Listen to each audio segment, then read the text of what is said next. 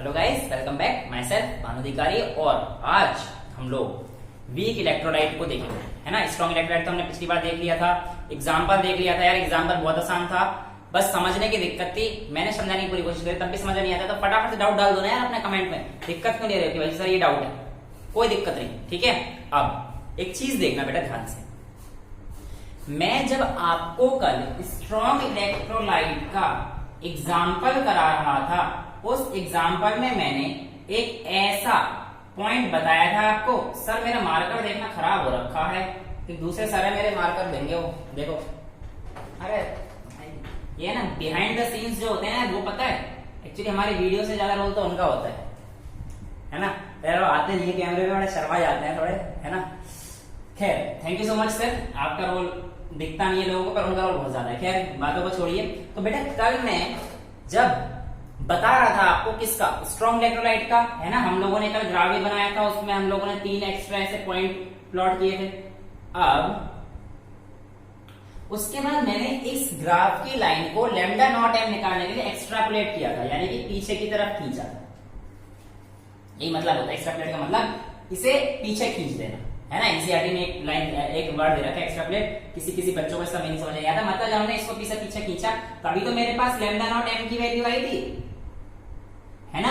अब बेटा limiting molar conductivity का मतलब क्या है? इनफाइनाइट डाइल्यूशन या जीरो कंसंट्रेशन और इनफाइनाइट डाइल्यूशन, यही तो मतलब है लिमिटिंग मोलर कंडक्टिविटी का।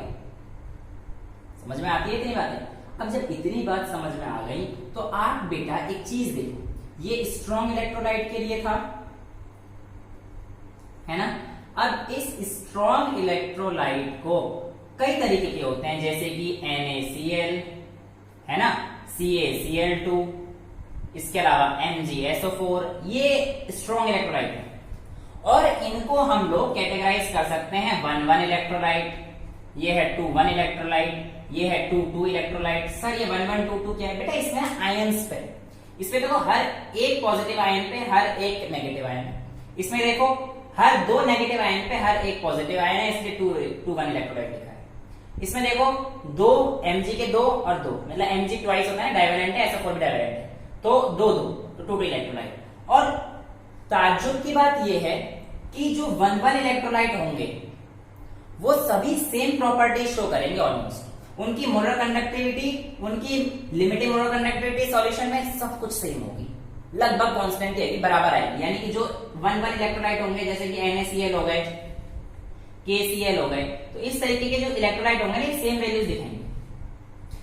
ये बात मैं नहीं बता रहा, ये बात कोलरश साहब पहले बता चुके थे। जो हमारे साइंटिस्ट थे कोलरश साहब, या स्पेलिंग चेक कर लेना। और हाँ एक चीज और, RAOUSH पता नहीं क्या है कोलरश, ठीक है ना, स्पेलिंग चेक करना प्लीज। मैं किसी चीज के लिए यूनिट लिख रहा, पर मैंने यूनिट आपको पिछले लेक्चर में करा रखी है ना। तो यार यूनिट पे ऐसा मत समझना कि वो यूनिट लिख रहे हो, टाइम वेस्ट नहीं हो रहा, और इवन ध्यान नहीं रहता मेरे को कई बार, बट मैं मैग्नीट्यूड और उसे बता दूं, पर आपको ऐसा यूनिट पे सबकी बता चुका हूं, ठीक है। अब बात है बेटा, कोलरश साहब ने जब इन 1,1 इलेक्ट्रोलाइट, 2,1 इलेक्ट्रोलाइट, 2,2 इलेक्ट्रोलाइट को देखा, तो उन्होंने देखा, क्या देखा कि जब वो किसी 2 सेम इलेक्ट्रोलाइट को, जैसे कि NaX माइनस KX, इनकी वैल्यू ले रहे थे, तो वो लगभग कांस्टेंट आ रही है। जैसे कि उन्होंने देखा NaCl माइनस KCl, ये लगभग बराबर थी NaBr माइनस KBr, ये लगभग बराबर थी NaI माइनस KI, जो कि ऑलमोस्ट सभी इक्वल थे 23.8 के। इन सभी की मोलर कंडक्टिविटी जो थी बराबर थी। समझ में आ रहा है? Limiting molar conductivity. और उन्होंने एक चीज और बताई, इतना ही नहीं, उन्होंने ये बताया कि सेम ये तो अलग अलग का हो गया ना। अब सेम यानी कि NaX माइनस NaX डैश, ये भी बराबर होगा KX minus KX dash. X यहाँ पे कोई भी हेलोजन पुट कर लेता हूं मैं, जो आपकी बुक में दिया है उसी को उठा लूं। उसमें दे रखा है NaBr minus NaCl is equals to KBr minus KCl, और इसकी वैल्यू लगभग 1.8 है। वैल्यू सॉलिड चेक करें ना। मैं आप लोगों को एनसीईआरटी का मतलब समझाऊं। देखो मेरी थ्योरी पढ़ने के बाद लेक्चर लिखने के बाद एक बार एनसीईआरटी की रीडिंग कर लेना, आपको अधिकतर सारी चीजें क्लियर हो जाएंगी। फ्रेंड्स, भाइयों बहनों, बच्चा जो भी चीज बहुत इंपॉर्टेंट है एनसीईआरटी पढ़ना। एनसीईआरटी फोकस रहिए। मैं कोशिश करता हूं कि बिल्कुल एनसीईआरटी का आपका एक पॉइंट ना छूटे, है ना। थोड़ा सा आपकी सहयोग दीजिए ना, एनसीईआरटी पर पढ़ लो, फिट हो जाएगी दिमाग में यार। हर एक बच्चे के अंदर आपका टैलेंट है, बस दिक्कत ये स्टूडेंट का आप यूटिलाइज नहीं करते। यूटिलाइज करो, ठीक है। अब हम लोगों ने इतना सॉल्व कर दिया था। अब देखो बेटा, इसके बाद क्या आता है, कोलरिज साहब ने इसके बेस पे law of independent, law of, जब उन्होंने ये चीज देखी ना तो उन्होंने अपना लॉ दे दिया। उसको लॉ का क्या है, law of independent migration of ions, law of independent migration of ions. जो क्या कहता है, वो कहते हैं कि किसी भी इलेक्ट्रोलाइट की लिमिटिंग मोलर कंडक्टिविटी सम होती है उसके limiting molar conductivity of cation plus limiting molar conductivity of anion. ये भी कंडक्टिविटी को बताता है, ये भी कंडक्टिविटी को बताता है। ये लैम्डा है, ये दूसरा है, ये आपके पास कैटायंस का है, यानी कि ये आयन का है। ये वाला लैम्डा आयंस के लिए रिप्रेजेंट करते हैं, कैटायन और ये एनायन के लिए, और ये पूरा इलेक्ट्रोलाइट के लिए। ये भी लैम्डा ही बोलते हैं, बस इसका अंतर ये होता है कि ये आपके आयनिक फॉर्म वाले को रिप्रेजेंट करता है। So according to law of independent of migration of ions, क्या कहता है, the molar limiting molar conductivity of electrolyte is equal to the sum of limiting molar conductivity of cation and limiting molar conductivity of anion। समझ में आती है, समझ में आती है। अब बेटा वीक इलेक्ट्रोलाइट है ना। अब वीक इलेक्ट्रोलाइट का यार ग्राफ ना हम लोग एक्स्ट्रापोलेट करके निकाल नहीं सकते, क्यों, क्योंकि वीक इलेक्ट्रोलाइट का ग्राफ ऐसे आता है। अब इसे एक्स्ट्रापोलेट करेंगे तो पीछे कहां जाएगा, यहां जाएगा, तो इस लाइन टच करेगा ही नहीं कभी। We can't find the value of limiting molar conductivity by using the method of Debye-Hückel-Lonsdale equation। नहीं निकाल सकते हम लोग Debye-Hückel को यूज करके, तो दिक्कत कर जाएगा। कैसे निकालेंगे बच्चा, दुविधा में फंस गए। तो यहां पर कोलरिज साहब ने बताया कि भैया ऐसे नहीं, आप मेरे लॉ से निकाल लो। और ये नहीं कहा कि Debye गलत है, कोई साइंटिस्ट ऐसे थोड़ी कह देगा मुंह पे कि भैया तू गलत है। उन्होंने कहा कि आप मेरे लॉ से निकाल दो, है ना। उनका लॉ इस लॉ से निकाल दो, ये लॉ यूज किया गया, है ना। अब ये लॉ यूज कैसे करेंगे, बहुत इंपॉर्टेंट है बेटा, है ना। देखो उन्होंने कहा कि at infinite dilution the concentration is very low obviously, and at very low concentration it is not possible to find the limiting molar conductivity of weak electrolyte. Because of this he provided an equation which is called Kohlrausch equation or Kohlrausch law of independent migration of ionic equation। अब इस समय जो degree of dissociation alpha होगा weak electrolyte का, the degree of dissociation alpha that was calculated to be observed as the ratio of molar conductivity upon limiting molar conductivity.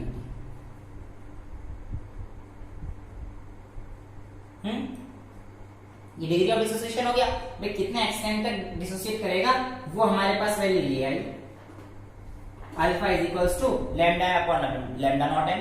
ये तो हम लोगों ने पढ़ रखा है ना, ये तो याद है, ठीक है। अब इसके बाद हम लोगों ने क्या किया कि हम लोग इक्विलिब्रियम का एक छोटा सा टॉपिक होता है बेटा, उसमें क्या आता है, डिसोसिएशन कांस्टेंट के निकालना पड़ता है, जिसकी वैल्यू होती है c alpha square upon 1 minus alpha, c alpha square upon 1 minus alpha. यहां पे अल्फा की वैल्यू पुट कर दीजिए और आपके पास जो के की वैल्यू आएगी ऐसे आ जाएगी, k is equals to c into lambda m square upon lambda not m square bracket 1 minus lambda m upon lambda not M. ये देखो ना, सी अल्फा स्क्वायर, अल्फा की value lambda m upon lambda not m डाल दी और 1 minus alpha की जगह डाल दिया, मेरे पास के की वैल्यू लिया। इसको और एक बार खोल के कर देना, वो लैम्डा नॉट एम कॉमन ले रखा है, लैम्डा कॉमन ले रखा है, उसकी वैल्यू से आप सॉल्व कर देना, कोई बड़ी चीज नहीं। वो तो आप कर लोगे ना, इससे भी काम चल जाएगा, कोई बड़ी बात नहीं है ना। अब इसके बेस पर हम लोगों को न्यूमेरिकल मिलते हैं, तो सॉल्व कैसे करेंगे, है ना।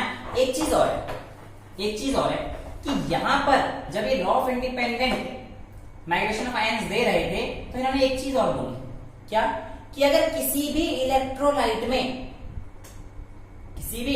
में number of ions furnished are mu positive and mu negative.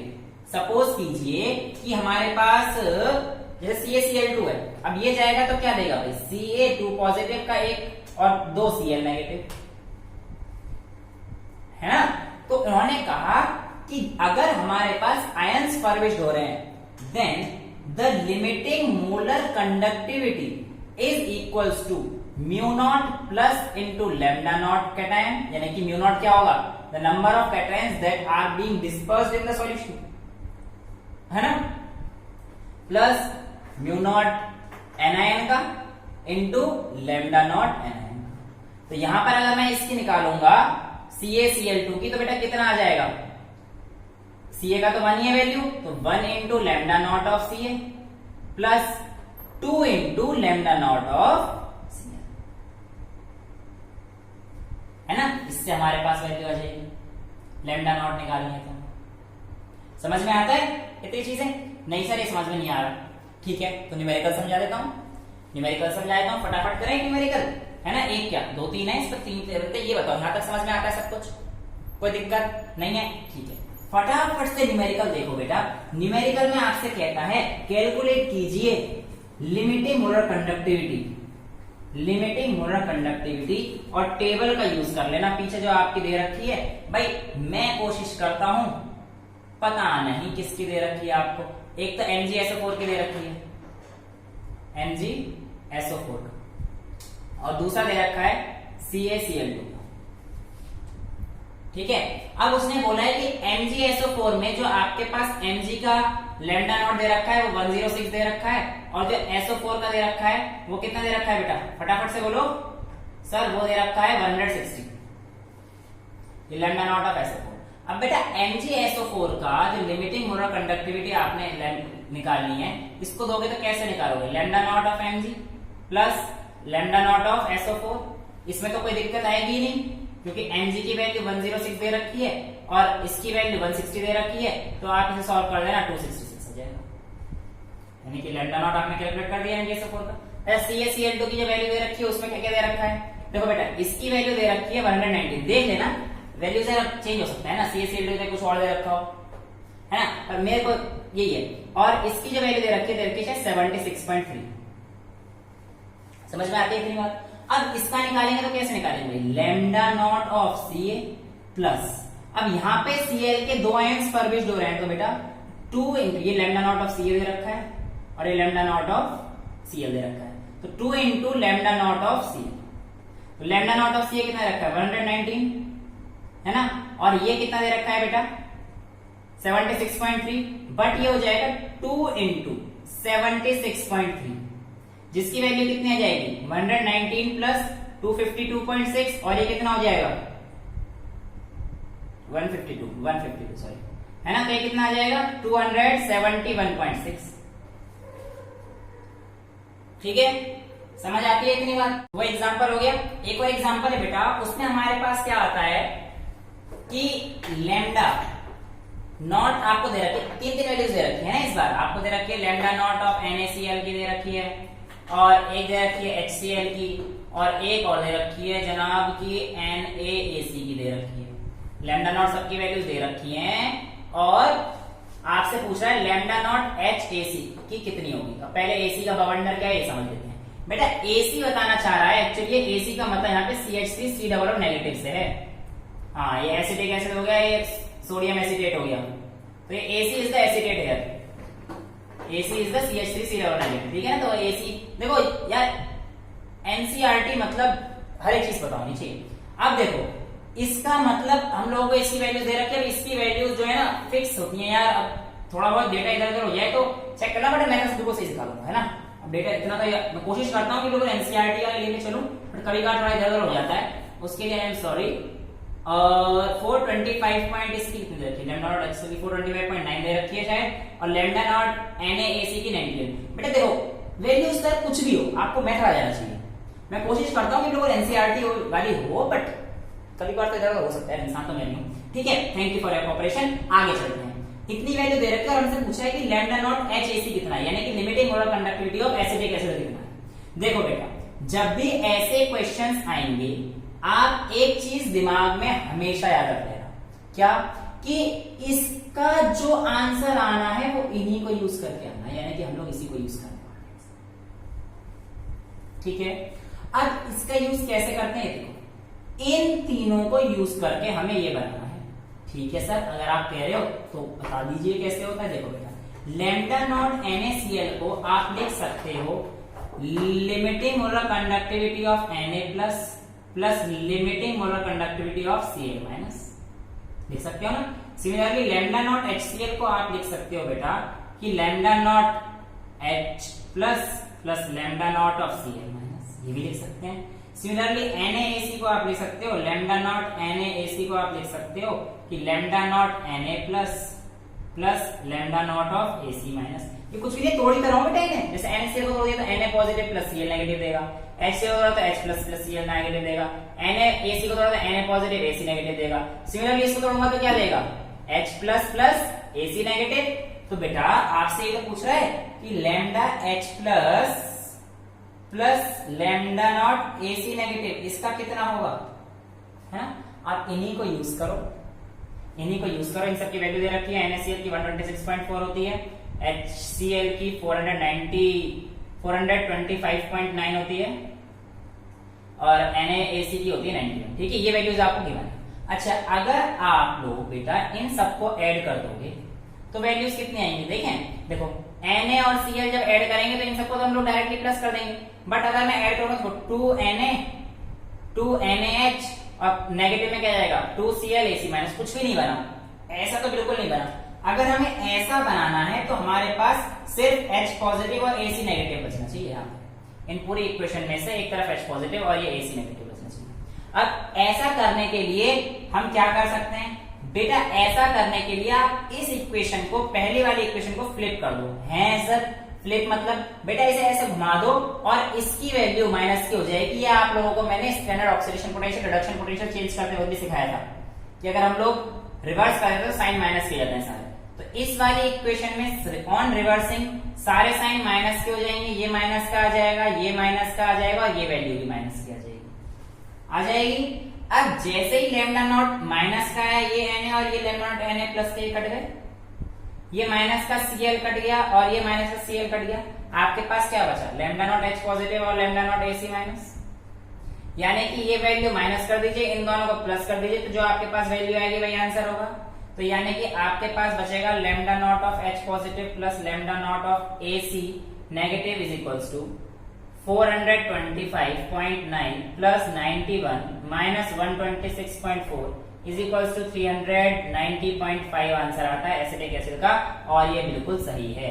आप चाहे इसे ऐसे लिख दें या लैम्डा नॉट ऑफ CH3COOH लिख दें, उससे भी कोई फर्क नहीं पड़ेगा, वो ऐसे होता है। आपकी वैल्यू आ जाएगी 390.5। समझ में आता है कोलरश लॉ के क्वेश्चंस कैसे करेंगे? कोई दिक्कत नहीं है? कोई भी दिक्कत है, कैसा भी क्वेश्चन डाल देना कमेंट बॉक्स में यार, सारे ऐसे होंगे तोड़ तड़ा के जुगाड़ से सब ऐसे होते हैं कोलरश लॉ। समझ में आ गया? आगे चलिए, एक और क्वेश्चन दे रखा है, एक और क्वेश्चन दे रखा है, उसने बोल रखा है, इस बार जो क्वेश्चन दिया ना बेटा वो शायद अल्फा वाले पे दिया है ना, अल्फा वाले पे दिया है। उसमें क्या दे रखा है, उसने बोल रहा है कि जो कंडक्टिविटी है ना, जो कंडक्टिविटी है ऑफ 0.00128 मोल पर लीटर, कितने कंसेंट्रेशन दे रखी है, ऑफ 0.00128 मोल पर litre is the conductivity of इतना मोल ऑफ एसिटिक एसिड। ये भी लिख दो ना किसका दे रखा है, ऑफ एसिटिक एसिड दे रखा है ना। कितनी दे रखी है उसका एसिटिक एसिड इज, वो देता है 4.95 into 10⁻⁻⁵ साइमन पर सेंटीमीटर। ये देखा ना वैल्यू पे, हाँ यूनिट लिख दी मैंने इस बार, मजबूरी थी मेरी। ठीक है, जहां पे मजबूरी पड़ेगी मैं लिख दूंगा यार खुद, जहां पे समझाना मेरी मजबूरी पड़ेगी वहां लिखनी पड़ेगी। ठीक है, और आपसे पूछा है कैलकुलेट कीजिए, कैलकुलेट कीजिए डिसोसिएशन कांस्टेंट यानी कि के, अगर molar conductivity, limiting molar conductivity of acetic acid is, अभी तो निकाली थी पीछे 390.5 दे रखी। कर दो इस क्वेश्चन को यार, ये क्वेश्चन हो यार, तो बहुत बच्चों वाला क्वेश्चन हो गया ना सर। कैसे हो गया बच्चों वाला क्वेश्चन, हमें तो कुछ समझ में ही नहीं आ रहा, आप कहे जा रहे हो बच्चों वाला हो गया। बेटा बहुत सिंपल क्वेश्चन हो गया ये, सच्ची। देखो सबसे पहले तो आप इस क्वेश्चन का लैम्डा एम निकालिए। लैम्डा एम के लिए कंडक्टिविटी अपॉन कंसंट्रेशन, लेकिन वैल्यू जब सेंटीमीटर में दे रखी है तो हम लोग ऊपर 1000 की मल्टीप्लाई करते हैं। देखो इस लेक्चर में कोई डाउट नहीं आना चाहिए, इस लेक्चर में तो कोई डाउट नहीं आना चाहिए। अब K की वैल्यू आपको दे रखी है कंडक्टिविटी की 4.95 इंटू 10⁻⁻⁵। कंसंट्रेशन की वैल्यू आपको कितनी रखी है 0.00128 इंटू 1000 कैलकुलेट कर लेंगे, यहां से कर लेंगे, हाँ जी सर कर लेंगे। तो यहां से जो भी वैल्यू आएगी, सपोज x है, मैं वैल्यूज अब मेरे को इसकी तो इतनी याद नहीं है, मैं सॉल्व करने का मूड भी नहीं है ना, कर लेना तो कर ही लोगे ना। x वैल्यू कोई भी आई, अब आगे आपको लैम्डा नॉट एम तो दे ही रखा है, लैम्डा नॉट एम तो दे ही रखा है। लैम्डा नॉट एम क्या दे रखा है बेटा आपको 390.5।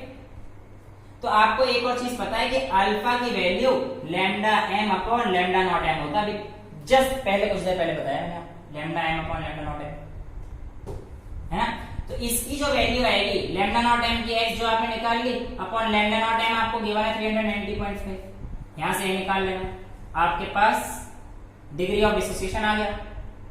और डिग्री ऑफ डिसोसिएशन आते ही मैंने आपको के निकालना भी सिखा भी रखा है मैंने सॉल्यूशन वाले लेक्चर में कि के कैसे निकालते हैं, है ना। सी अल्फा लास्ट वाला लेक्चर जहां पे वो वेंट ऑफ फैक्टर वाले लेक्चर थे, देख लेना थोड़ा सा अगर डाउट है तो बेटा यहाँ पे अल्फा ये दे रखा है। अब के निकालने के लिए क्या कर देंगे, c alpha square upon 1 minus alpha डाल देना। अल्फा की वैल्यू आपने यहां से निकाल ली वाई, तो ये आ जाएगा C Y square upon 1 minus Y, और आपका आंसर आ चुका है बॉस। मजे करो जिंदगी के, समझ में आया कोई दिक्कत? क्या हुआ बना रखा था कोल्ड्रस, बहुत सिंपल सा है। हाँ सर देखने के बाद तो आसान लगता है, पर जब हम खुद करते हैं तो मुश्किल लगता है। कोई मुश्किल नहीं, मैंने बताया every student has a talent, but the thing is that he or she needs to utilize it. He or she has to identify the potential in yourself. समझे? और जिस दिन आप लोगों ने यार मन लगा पढ़ना शुरू कर दिया ना, ये तो सब छोटे मोटे सवाल है, सब छोटे मोटे सवाल है, ऐसे ही वैल्यूज याद हो जाएंगी, ऐसे ही आप सब कुछ याद हो जाएगा, बड़ी चीज नहीं है। इंसान मैं भी हो, इंसान आप भी हो, सब कुछ वही इंसान है। ठीक है, आई होप लेक्चर आप लोगों के लिए है। कोई भी दिक्कत है मेंशन कर दो, मुझे कोई प्रॉब्लम नहीं आएगी। आप लोग डाउट सॉल्व करने में मजा आ रहा है, कहीं पे मैं गलती कर देता हूँ तो यार प्लीज बता दो, मुझे कोई परेशानी नहीं होगी। कुछ लोग आप बता सकते हैं सर ये चीज ऐसे नहीं था ऐसे थे, तो आप लोग बता दो, मुझे बड़ा अच्छा लगेगा। ठीक है, लेक्चर में जहां पे कोई दिक्कत आए, कोई भी चीज अगर आपको लगता है सर आप ऐसे नहीं ऐसे करो ज्यादा अच्छा रहेगा, तो मैं बिल्कुल आपका कंसीडर करूंगा और राय लेके बिल्कुल पक्का बिल्कुल। ठीक है, I hope lecture was pretty much clear. कोई दिक्कत आए कमेंट बॉक्स में डाल दीजिए। Till then bye, take care, thank you so much, love you all.